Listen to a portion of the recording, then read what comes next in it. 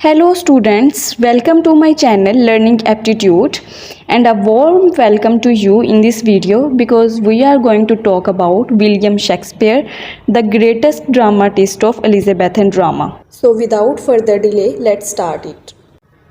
Students, the greatest of all Elizabethan dramatists was Shakespeare, जिसके हाथों में रोमांटिक ड्रामा अपने क्लाइमैक्स तक पहुंचा। वैसे तो हम उसकी ज़िंदगी के बारे में कुछ ज़्यादा नहीं जानते, लेकिन ये कहा जाता है कि उसने कोई प्रॉपर ट्रेनिंग नहीं ली या एजुकेशन नहीं ली बाकी ड्रामाटिस्ट की तरह। ये एक मिस्ट्री ही है कि कैसे एक कंट्री बॉय, एक पुअर अनएजुकेटेड जो कि लंदन आया लिविंग के लिए, कि मतलब किसी तरह वो कोई जॉब वगैरह करे और मतलब इस तरह से अपनी ज़िंदगी गुजारे, वो कैसे इस हाइट तक पहुंच गया ड्रामेटिक लिटरेचर में। गाइस, तो मैं ये कहना चाहूँगी कि उसका मार्वलस जो इमेजिनेटिव और क्रिएटिव माइंड था ना, वो वजह बना उसकी राइटिंग्स के इतने पीक पे पहुँचने पे। चलें उसकी लाइफ के बारे में हम डिटेल से समझते हैं और बात करते हैं। शेक्सपियर 1564 में पैदा हुए और 1616 में उनकी डेथ हो गई। इसमें कोई शक नहीं कि वो एक हाईली गिफ्टेड पर्सन थे, लेकिन इतनी हाइट और पीक तक पहुंचने के लिए उन्होंने ज़रूर कोई प्रॉपर ट्रेनिंग की होगी। ये कहा जाता है कि उन्होंने फ़र्स्ट एक्टर के तौर पर ट्रेनिंग ली, फिर रिवाइज़र ऑफ ओल्ड प्लेस और फिर एक इंडिपेंडेंट ड्रामाटिस्ट।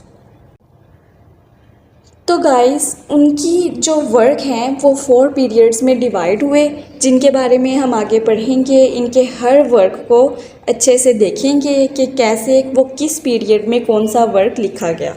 स्टूडेंट्स, आप लोगों की आसानी के लिए मैंने इनके वर्क्स को नंबर्स में डिफ़ाइन किया है। वो ऑथर थे 37 प्लेस के, 154 सोनेट्स उन्होंने लिखी, 2 नरेटिव पोइम्स लिखी और उनका लिटरेरी करियर जो है इस हिसाब से 24 ईयर्स का बना एज अ ड्रामाटिस्ट, जिसकी बिगिनिंग 1558 से हुई और एंडिंग 1612 में हुई। अब उनके लिटरेरी करियर के बारे में बात की जाए तो वो 4 फेजेस पे है। पहला फेज़ स्टार्ट होता है 1577 टू 1593, सेकेंड फेज़ 1594 से 1600, थर्ड फेज़ 1601 से 1608 और फोर्थ ऑनवर्ड 1616 तक। अब इनके फर्स्ट फेज़ के बारे में बात करते हैं जो 1577 से 93 तक था। गाइस, इसमें इन्होंने अपने फर्स्ट एक्सपेरिमेंटल वर्क्स लिखे। ये पीरियड बिलोंग करता है रिवीजन ऑफ ओल्ड प्लेस से, जिसमें इन्होंने हेनरी IV और टाइटस एंड्रोनिकस लिखा। अगर उनकी फ़र्स्ट कॉमेडीज़ की बात करें तो love's labour's lost, the 2 gentleman of Verona, the comedy of errors and a midsummer night's dream है। उनका जो फर्स्ट क्रॉनिकल प्ले था वो रिचर्ड III था और अ यूथफुल ट्रेजेडी जो कि बहुत फेमस भी हुई वो उनकी थी रोमियो एंड जूलियट। ये सारे वर्क्स आप नोट कर लें इन्हीं फेज़ के हिसाब से। इनका सेकंड फेज़ 1594 से 1600 तक का है।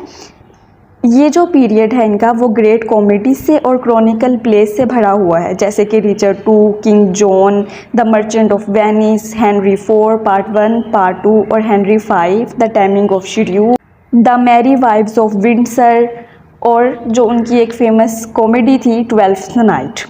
ये प्लेस जो हैं शेक्सपियर के वो ये शो करते हैं उसकी डेवलपमेंट एज अ थिंकर और टेक्नीशियन।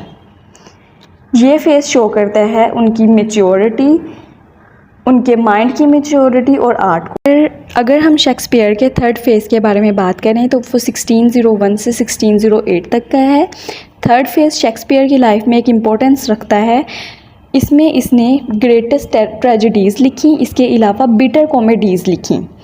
इसमें इसने जो है वो एक्सप्रेशन को अच्छे से शो किया और डार्कर साइड दिखाई ह्यूमन एक्सपीरियंस की और इसकी डिस्ट्रक्टिव पैशन की। इवन कि उसने अपनी कॉमेडीज़ में भी अपनी टोन ऐसे ही रखी और इम्फेसिस जिस पे किया वो इविल था। अगर इसके प्लेस के बारे में बात करें तो वो Julius Caesar, Hamlet, all's well that ends well, measure for measure, Troilus and Cressida, Othello, King Lear, Macbeth, Antony and Cleopatra, ये सारे उसके इस वक्त के प्लेस थे। फोर्थ फेज़ 1608 से 1612 तक का है। अब इस पीरियड में इसने कॉमेडीज़ और ड्रामेटिक रोमांसेस लिखे। यहाँ पे शेक्सपियर का जो मूड है वो चेंज हो गया राइटिंग का। ट्रेजिक पैशन उसमें रहा, लेकिन इविल जो है अब एक कनकॉर्ड और कंट्रोल्ड है बाय गुड, मतलब अच्छी पावर से। इसमें जो इसने इस पीरियड में जो राइटिंग लिखी वो है the tempest, the winter's tale और द साइडलाइन, जो कि रिटन थी कोलैबोरेशन में। स्टूडेंट्स, अब बात करते हैं शेक्सपियर की कुछ करैक्टरिस्टिक्स की। जो प्लेस थे ना वो शेक्सपियर के, उसमें करैक्टराइजेशन बहुत अच्छे से की गई थी। उसका हर character, from the king to the clown, from the highly intellectual to the simple person, वो लाइफ को जज करता था एक यूनिक एंगल से, अपने क्रिएटिव पॉइंट से, जो उसके करैक्टर्स को और उसकी रिटन वर्क को बहुत ही ज़्यादा फेम दिलवाते थे और लोग उसको बहुत पसंद करते थे। अगर उसकी राइटिंग स्टाइल के बारे में बात किया जाए तो उसका स्टाइल और वर्सिफिकेशन जो थी वो हाई ऑर्डर की थी। वो सिर्फ ड्रामाटिस्ट नहीं था, वो एक first poet of the day भी था और ग्रेटेस्ट था अपने हर वक़्त में। उसके जो प्लेस थे उनमें बहुत सारे सॉन्ग्स भी थे और उसकी सोनेट्स जो थी उसमें पैशन और उसके अलावा सेंसिटिवनेस थी ब्यूटी को लेकर, जो कि पोइटिक एक्सीलेंस के हायर पीक तक पहुंची इंग्लिश लिटरेचर में। और उसके प्लेस में ड्रामेटिक और लिरिकल एलिमेंट्स का भी बहुत अच्छा ब्लेंड पाया जाता है।